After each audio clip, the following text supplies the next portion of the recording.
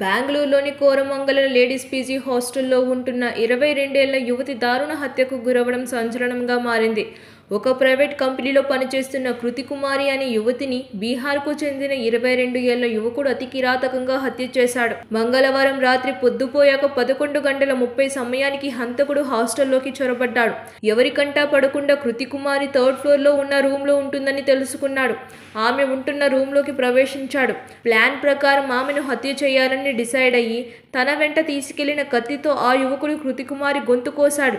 తీవ్ర గాయాల పాలైన ఆ యువతి స్పాట్లోని ప్రాణాలు కోల్పోయింది. ప్రాథమికంగా తెలిసిన వివరాల ప్రకారం కృతి కుమారితో పాటు మరో యువతి పీజీలో ఉంటుంది. ఈ యువతికి ఓ బాయ్ ఫ్రెండ్ ఉన్నాడు. అతనికి ఉద్యోగం లేకపోవడం వల్ల ఇద్దరి మధ్య గొడవలు జరిగేవి. ఇలా గొడవలు పడడం కంటే విడిపోవడం మంచిదని ఫ్రెండ్కి సలహా ఇచ్చింది. ఈ కారణంగానే కృతిపై యువకుడు కక్ష పెంచుకున్నాడు. తరువాత దారుణంగా హత్య చేశాడు. దాడి చేయబోతుండగా ఆ యువతి తనను తాను విడిపించుకునేందుకు చాలా ప్రయత్నించినా ప్రయోజనం లేకుండా పోయింది. తాజాగా హంతకుడిని అరెస్ట్ చేశారు. మధ్యప్రదేశ్లో అతని మొబైల్ సిగ్నల్ కనిపించింది. ఆ తర్వాత స్విచ్ ఆఫ్ అయింది. ఈ సిగ్నల్ని ట్రాక్ చేసిన పోలీసులు మధ్యప్రదేశ్లోని నిందితుడిని అరెస్ట్ చేశారు. గొడవలు పడడం కన్నా విడిపోయి ఎవరి బతుకులు వారు హాయిగా బతకండి అని చెప్పిన పాపానికి ఆమె ఘోరంగా హత్యకు గురైంది. సబ్స్క్రైబ్ చేయండి. Please do subscribe to.